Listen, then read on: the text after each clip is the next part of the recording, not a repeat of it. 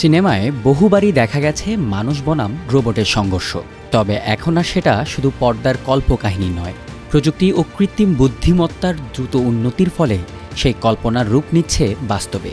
আর এই বাস্তবতার মঞ্চ হয়ে উঠল চীনের রাজধানী বেইজিং, যেখানে প্রথমবার মানুষের সঙ্গে পাল্লা দিয়ে ম্যারাথনে দৌড়ালো মানব সদৃশ 2 পায়ের রোবট।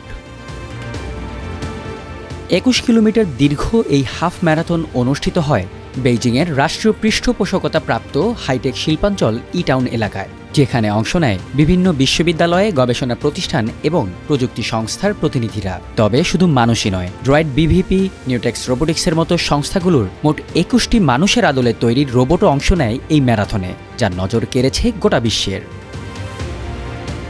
চীনের বিভিন্ন প্রান্ত থেকে ম্যারাথনে অংশ নেয়া এই রোবটগুলোর উচ্চতা ছিল 75 থেকে 180 সেন্টিমিটার এবং ওজন ছিল সর্বোচ্চ 88 কেজি পর্যন্ত।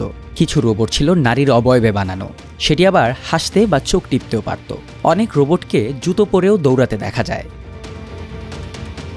প্রতিযোগিতায় মানুষ ও রোবটের জন্য আলাদা ট্র্যাক নির্ধারিত ছিল।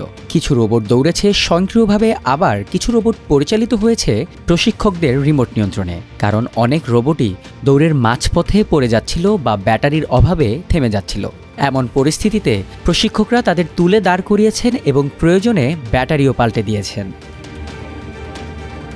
রোবটদের জন্য ম্যারাথনটি শেষ করতে সর্বোচ্চ 4 ঘন্টা সময় নির্ধারিত ছিল। এই সময়ের মধ্যে অংশ নেওয়া 21টি রোবটের মধ্যে মাত্র 4টি রোবট ম্যারাথন শেষ করতে পেরেছে, যেখানে 2 ঘন্টা 40 মিনিটে শেষ করে প্রথম হয়েছে ইউবিটেকের ডেভেলপ করা 5 ফুট 10 ইঞ্চি টিয়াঙ্গুন আল্ট্রা রোবট। যদিও এই সময়ের মধ্যে তার ব্যাটারি 3 বার বদলাতে হয়। আর এর চেয়েও 1 ঘন্টা বেশি সময় নিয়ে দ্বিতীয় হয় নিউটেক্স রোবোটিক্সের দ্য N2 বট রোবট। অন্যদিকে মানুষের ম্যারাথনে বিজয়ী হওয়া ব্যক্তির সময় নেন মাত্র 1 ঘন্টা 2 মিনিট।